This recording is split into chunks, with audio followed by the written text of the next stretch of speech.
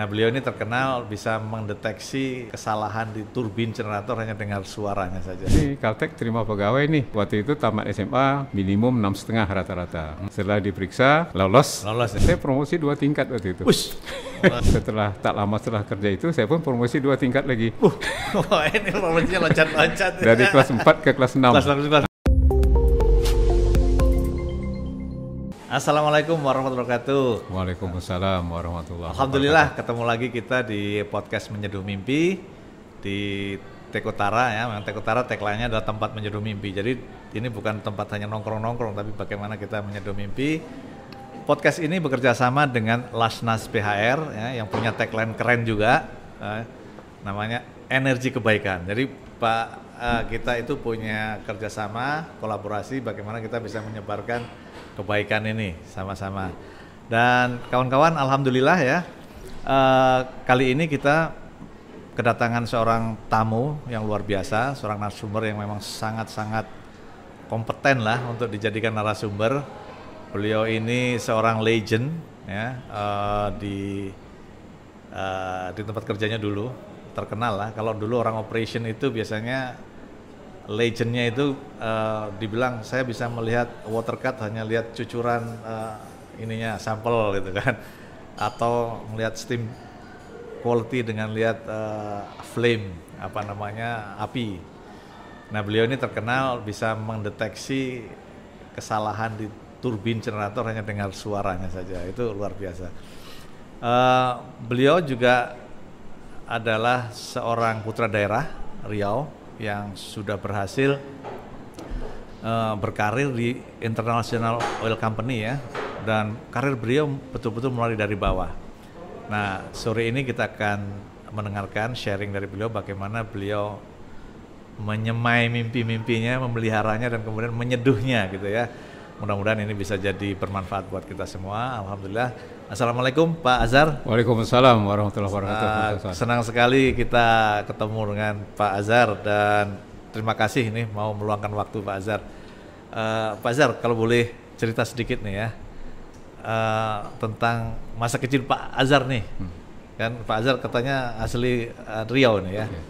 Boleh dimulai dari situ lah. Baik, makasih. Jadi saya memang asli dari Riau ya. Kalau ibu saya, nenek dan kakek dari ibu saya itu memang dari Bengkalis. Sementara dari ayah saya, ibunya dari Bengkalis, sedangkan ayahnya dari Jawa. Tapi Jawa sudah merantau jauh lama, sehingga kami pun tidak tahu dari mana asal usulnya sampai hari ini ya. Jadi itulah kalau asal usul. Tapi walaupun ibu dan ayah saya dari Bengkalis, saya tidak pernah bertempat tinggal di Bengkalis. Oh gitu? Ibu saya pun tidak pernah, sejak kami ada nggak pernah hidup di Bengkalis. Saya sendiri lahir di Tanjung Pinang, Kepulauan Riau. Kepulauan Riau, Tanjung Pinang. Setelah umur saya 6 bulan, ayah saya pindah tugas ke Tanjung Batu. Ayah saya waktu itu aparatur sipil negara, ASN ya. Jadi kami pindah ke Tanjung Batu. Saya mulai TK, SD sampai kelas 4 di Tanjung Batu ya. Jadi Kepulauan Tanjung Batu. Pada tahun 64, umur 10 tahun ayah saya meninggal. Ayah saya meninggal. Baru tahu ini saya. Karena ibu saya itu merantau di sana, tidak punya keluarga dekat. Keluarga dekatnya banyak ke Pekanbaru. Ibu membawa kami pindah ke Pekanbaru. Kembalinya ke Pekanbaru ya. Jadi sejak tahun 64 saya dan bersama semua keluarga bertempat tinggal di Pekanbaru. Jadi kalau boleh cerita, Pekanbaru di tahun 64 itu paling jauh ini dekat kantor gubernur ini. Paling jauh itu? Paling jauh. Bank Indonesia itu udah ada tuh, tapi kecil. Itulah paling jauh itu. Jadi kalau kami pergi ke Tangkerang, situ ada hutan masih ya? Bukan, ada kolam berenang tuh udah jauh tuh pergi ke Tangkerang. dekat flyover tuh sebelah sini itu kolam itu dulu tuh, tempat kami berenang. Berenang ya. Ya, cita-cita waktu kecil apa ini Pak Azhar? Kalau boleh tahu ini, waktu kecil itu. Memang udah punya cita-cita seperti apa? Saya kalau dibilang mempunyai cita-cita mungkin tidak ada yang persis ada, tapi di waktu kecil saya itu di Tanjung Batu itu kan pelabuhan ya, betul. Kepulauan, kapal yang banyak bolak-balik. Ada yang ke Pekanbaru, ada yang ke Singapura. Jadi saya biasanya kalau kapal tuh datang mau berangkat berhenti, saya suka ikut di kapal tuh. Larangan nggak ada, lihat mesin, lihat apa ya. Sehingga saya lihat, wah enak juga nih kerja mesin ini gitu. Nah, jadi itulah kira-kira yang terbayang dengan saya kerja di mesin. Kemudian waktu saya pindah ke Pekanbaru, waktu itu sebelum tahun 65, sebelum pecahnya G30S, itu saya tidak tahu persis nama perusahaan itu apa, tapi orang bilang tuh Panam, perusahaan ya? Panam, Penem ya. Pen-M ya, tapi orang bilang Panam atau Penem. Dia punya base camp itu di Teluk Lembu sekarang. Teluk Lembu sekarang ini ya. Power plant-nya PLN itu ya. Jadi mereka punya armada alat-alat berat itu biasanya lewat dalam waktu-waktu tertentu, tapi schedule-nya saya tidak tahu. Cuman saya kadang-kadang sering jadi nunggu nih kapan lewat. Lewat. Sehingga lihat mesin besar, ini boleh juga lah kalau kita bisa mengoperasikan mesin seperti itu ya. Kemudian kebetulan di dekat rumah saya itu ada bengkel ini, gulung dinamo. Jadi saya sering duduk-duduk tuh lihat gulung, tapi saya nggak ngerti gulung apa kan. Tapi enak juga gulung ini seperti ini, tes baterai itu apa. Jadi saya punya ketertarikan lah untuk bekerja di bidang itu ya. Oke. Mantap ini. Nah, Pak Azhar ini ya salah satu orang yang tadi itu mulai karirnya dari bawah ya, dan akhirnya sampai ke puncak. Nah, Pak Azhar waktu kecil tadi itu memang udah tahu nggak apa namanya ada Caltex gitu ya?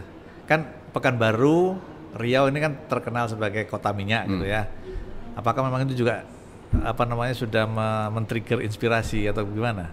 Gimana ceritanya dulu lah kok tiba-tiba? Jadi baru bisa saya ingat kembali di tetangga saya sekitar rumah ibu saya itu banyak orang pegawai Caltex waktu itu. Boleh katakan banyak. Jadi saya punya teman sama sekolah, ibunya pegawai. Pernah saya dibawanya ke Rumbai itu, naik bus bus panjang itu. Waktu itu jauh lah ya. Jauh. Jadi itulah saya pernah ke Rumbai, ini di Caltex gitu. Jadi saya lihat ya memang warga-warga tetangga ibu saya yang Caltex itu ya boleh dikatakan ya lah kehidupannya seperti itu ya. Nah, jadi waktu itu memang ada kepikiran, ya mungkin terbayang apa bisa apa enggak seperti itu ya, karena waktu itu kan masih SD ya, masih SMP. Luar biasa ini Pak. Nah, gimana ceritanya bisa masuk ke Caltex waktu itu ya? Jadi ceritanya gini Mas Akson. Jadi saya waktu SMA itu punya kios jualan lah, jualan minuman, makan gitu ya, untuk membantu ekonomi orang tua ya. Setelah selesai ujian, duduk saya di kios itu kan. Biasanya teman-teman juga waktu sekolah sering ngumpul di kios. Tempat nongkrong lah ya, tempat nongkrong. Cerita-cerita. Jadi kalau zaman sekarang itu kafe lah. Waktu itu yang ada cuma lemon tau. Yang dalam motor yang pakai buka itu ya. Bersoda itu itu yang ada. Jadi datang teman sama-sama sekolah. Dia bilang sama saya, ini Caltex terima pegawai nih, kita uruslah ijazah katanya kan. Besoknya kami pergilah ke sekolah minta ijazah itu ya, minta ijazah sementara gitu ya untuk ke Caltex. Dan tidak pakai surat lamaran, langsung bawa ijazah itu. Waktu itu memang seperti itu ya. Bawa salinan ijazah di sana ada catat nama, kemudian dicek. Waktu itu tamat SMA minimum 6,5 rata-rata. Kalau tamatan SMK, STM itu 6,3. Setelah diperiksa lolos ya. Kualifikasi langsung ditentukan tanggal ujian. Setelah tanggal ujian dinyatakan lulus, interview pertama di Production Minas, ingat saya. Production Minas.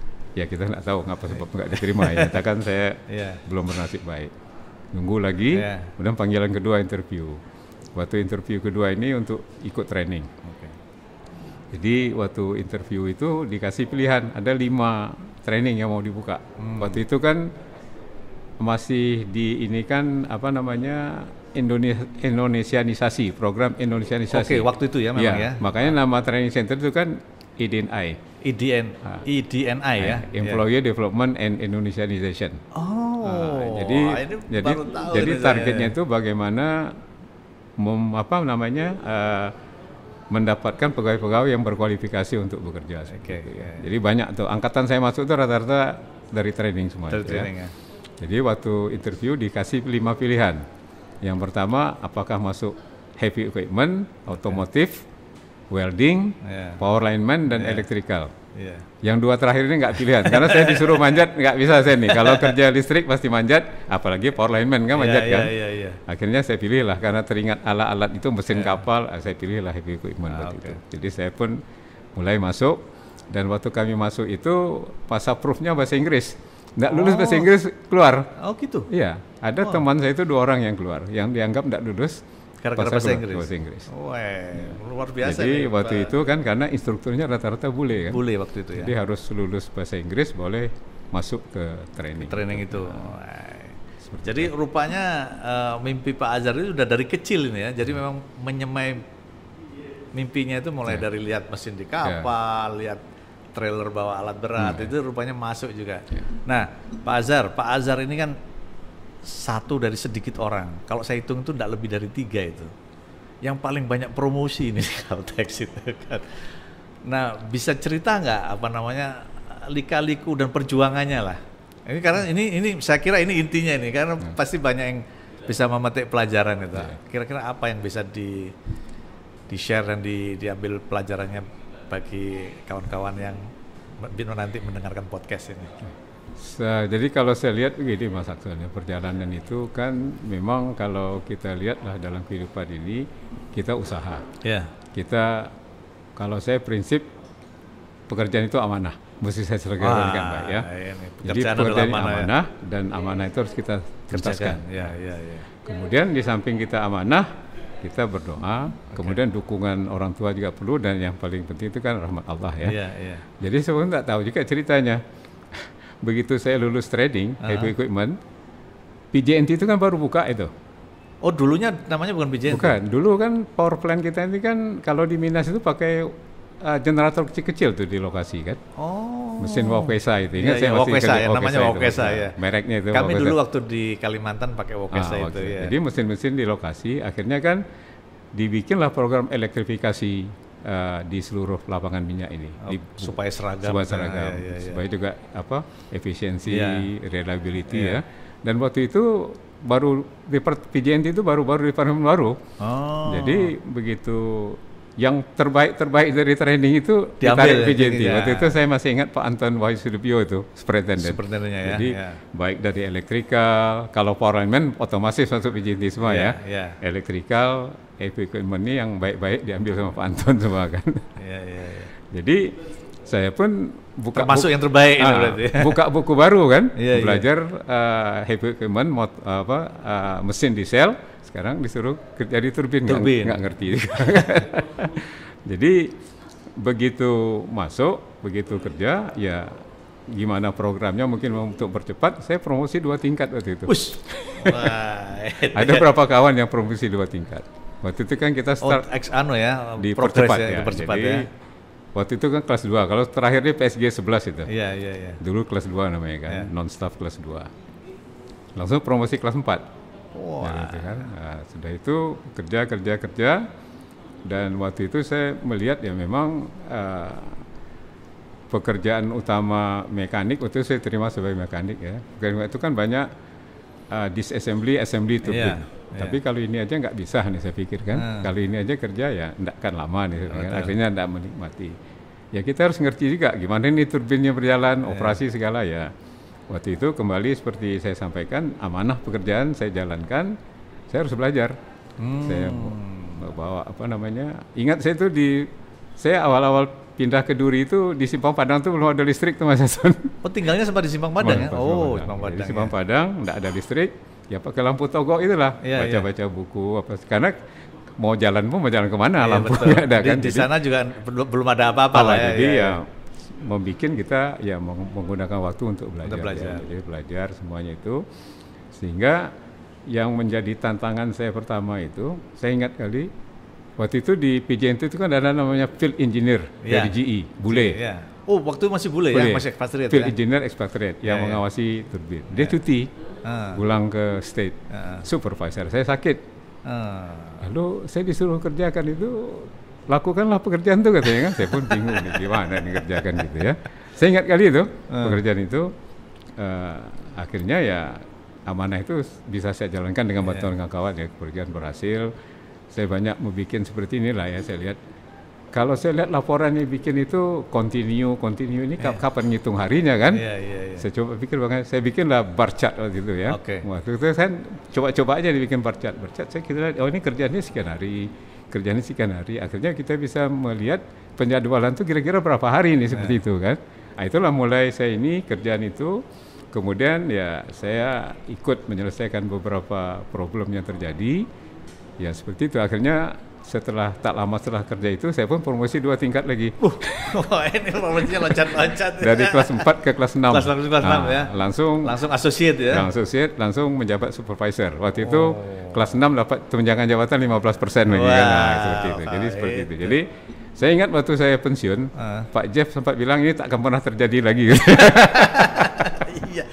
Iya, zaman saya sudah tidak pernah terjadi lagi. Itu. Ini, nah tadi kan Pak Azhar kan kemudian bikin improvement lah ya.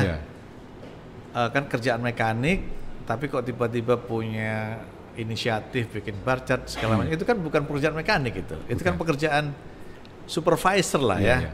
Itu gimana? Inspirasinya dari mana atau apa yang mendorong atau menginginkan Pak Azhar itu? Karena saya melihat setelah saya bekerja di situ, saya lihat ini pekerjaan seperti ini, tapi bagaimana cara menghitung pekerjaan ini masing-masing kan itu. Waktu itu bikin laporannya hari ini continue ini, besok continue lagi, tapi tak tahu sampai selesainya kapan. Mungkin bisa dilacak ya dari buku, tapi bagaimana cara mudah supaya kita bisa nanti menjadwalkan dan kita lihat pekerjaan mana nih yang paling lambat. Betul. Nah, dan di mana bisa kita lakukan suatu perbaikan proses.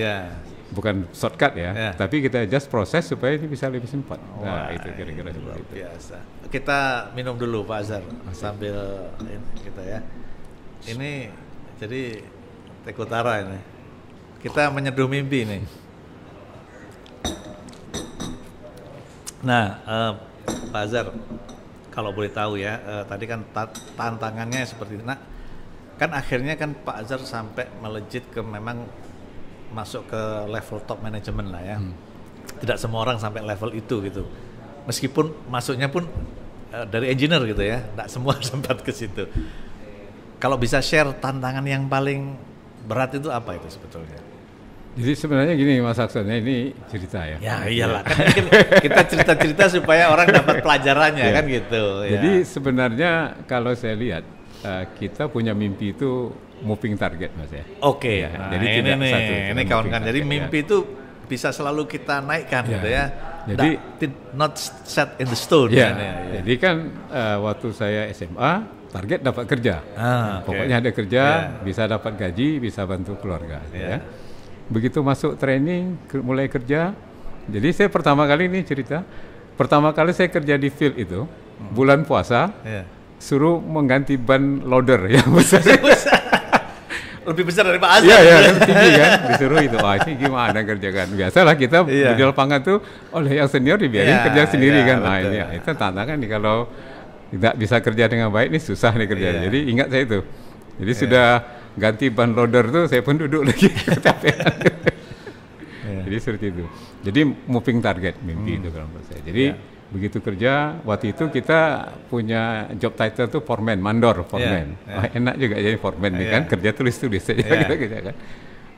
Tapi kan waktu itu foreman itu kan kelas 6. Tercapai kan kelas 6. Kemudian terbayanglah jadi supervisor lah ini ya. Supervisor dapat.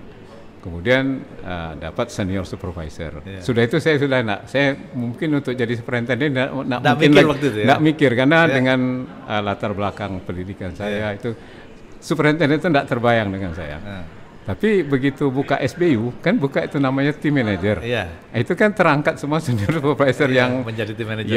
Yang jobnya besar jadi team manager. Ikutlah saya kelompok itu terangkat. Waktu jadi team manager nggak terbayang saya jadi manajer ini nggak mungkin lagi gitu ya, seperti itu. Lalu di tahun waktu mulai kerja itu sudah terbayang juga saya untuk bagaimana kuliah gitu ya. Tapi untuk kuliah ke Pekanbaru nggak mungkin nih. Buat saya mengorbankan pekerjaan untuk kuliah saya nggak mau. Bukan option ya. Karena amanah kan. Betul. Nanti saya kucar-kacir sendiri nggak enak. Banyak teman-teman yang kuliah Pekanbaru, saya bilang Pekanbaru enggak lah, saya bilang kan nanti enggak bisa ini. Akhirnya buka UT itu kan, Universitas Terbuka tahun 84. Tahun 84 saya kebetulan foreign training, jadi nggak ikut saya. Oke. Tahun 85 mendaftar lah saya di UT kan. Terasa berat, ya. Kerja, belajar, nanti ujian sendiri. Saya ngambil statistika terapan, hitung-hitung salah kan, dia kunci salah, hitung lagi salah ya. Akhirnya kerjaan, kuliah, ya sempat mau bubar juga lah. Tapi untung semangat dari keluarga, dari istri, teruslah saya tanggung, ya kan. Akhirnya selesai juga saya kuliah tuh, UT kan. Jadi waktu itu ini sebenarnya saya kuliah itu tidak juga untuk pekerjaan, karena saya lihat saya punya level saya pun udah di atas syarat masuknya S1 kan. Paling tidak saya mikir ya nanti pensiun lah mungkin bisa dimanfaatkan seperti itu ya. Setelah selesai S1 dan banyak teman-teman saya itu betul kuliah di Lancang Kuning. Teknik listrik. Jadi saya ngambil itu, selesai, kemudian terus bekerja, kemudian buka itu kan MMITB itu di angkatan pertama ya. Jadi saya pun lihat nggak mungkin juga saya lulus nih kan, tapi ikut aja lah gitu kan. Lihat pesaing-pesaing ini kan, nggak mungkin dilulus nih kan.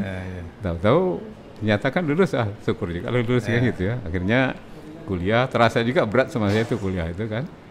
Kerjaan, kuliah, jadi alhamdulillah dengan dukungan, dengan rahmat Allah saya lulus. Begitu selesai wisuda, saya dipanggil, disuruh menghadap ke Amosis. Jadi saya belum pulang ke Pekanbaru. Ditelepon sama Mas Ridwan waktu itu nanti jangan pulang langsung ke kantor Amosis melapor sana katanya. Diinterview lah saya untuk Kojen itu kan. Selesai itu diterima saya jadi manajer. Akhirnya ya moving target seperti itu. Artinya kalau saya melihat kita jalankan amanah, kita cari yang terbaik, kita lakukan, ya ada jalan. Insya Allah ada jalan. Kalau menurut saya seperti itu. Ini luar biasa ini. Nah, Pak Azhar, kan sekarang sudah pensiun ya. Setelah pensiun dari Chevron pun masih aktif menjadi direktur PCR waktu itu ya. Nah, sekarang jadi ketua yayasan.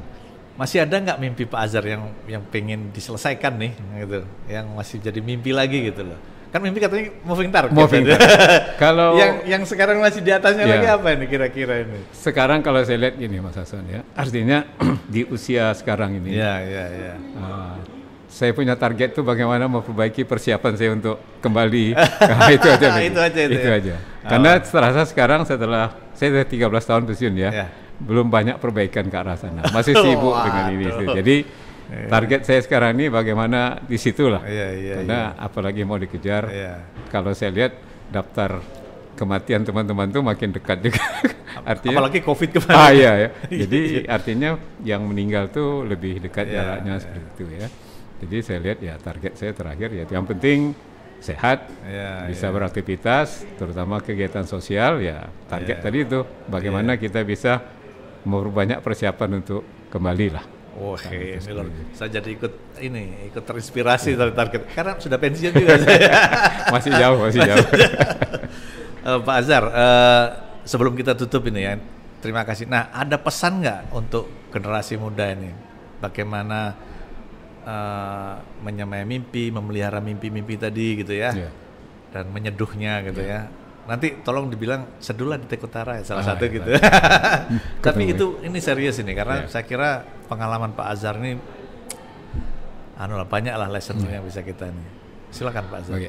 Jadi kalau saya lihat yang pertama mungkin pesan saya itu tadi yang perlu kita melakukan pekerjaan kita itu, kewajiban kita itu sebagai amanah. Amanah gitu ya. Dan amanah itu mungkin kalau kita lihat mencapai amanah itu harus motivasi juga Mas.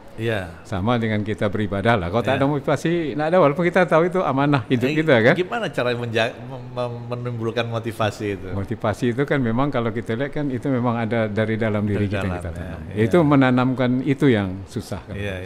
Sama lah kita pesan keselamatan, kita tak ngerti-ngerti juga. Padahal kan itu harus dia dari dalam dirinya untuk keselamatan. Jadi seperti itu ya.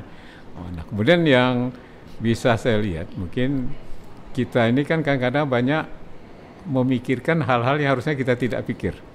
terlalu jauh ya, mikulnya terlalu jauh. Jadi kita banyak komplain. Jadi circle of concern. Jadi kita concern, tapi kita tak pernah keluar dengan circle of influence. Jadi kalau saran saya, concern boleh, tapi ya tetap kita jalankan apa yang kita bisa pengaruhi untuk memperbaiki keadaan. Itu aja mungkin pesan kita. Luar biasa ini. Jadi bagi kawan-kawan ya, kalau pernah baca bukunya Stephen Covey, itu Seven Habits ya, Seven Habits of a Highly Effective People. Nah, Pak Azhar ini tidak hanya teori nih, beliau sudah menjalankannya, dan pesannya buat kita adalah bergeraklah di circle of influence ya, apa yang betul-betul bisa kita lakukan. Ya mungkin kita sekali-sekali lah ya concern lihat, tetapi itu tidak akan merubah keadaan ya. Kita hanya bisa merubah keadaan kita kalau kita bergerak di circle of influence. Pak Azhar, terima kasih ini atas waktunya dan sharingnya. Saya kira luar biasa sekali. Sharing ini saya kira akan bermanfaat buat kawan-kawan. Nah, ini sedikit ini buat para pemirsa ini ya. Jadi itu tadi bincang-bincang kita dengan Pak Azhar Bono, salah seorang legend di Caltex dan Chevron waktu itu. Beliau memulai karir dari paling bawah dan akhirnya mencapai level manajemen, bukan manajemen bawah, ini top manajemen lah, dan itu luar biasa. Kita tadi dengar sharingnya beberapa kali, beliau malah loncat promotion, double promotion gitu ya. Ada yang menjadi kuncinya adalah bagaimana menyikapi tugas-tugas ini sebagai amanah, dan mimpi itu adalah moving target. Nah, selalu kita perbarui mimpi-mimpi kita ya. Itu saja barangkali. Sekali lagi pesan, nah ini pesan sponsor nih ya. Kerjasama podcast ini adalah dengan Tekutara, dengan Lasnas PHR.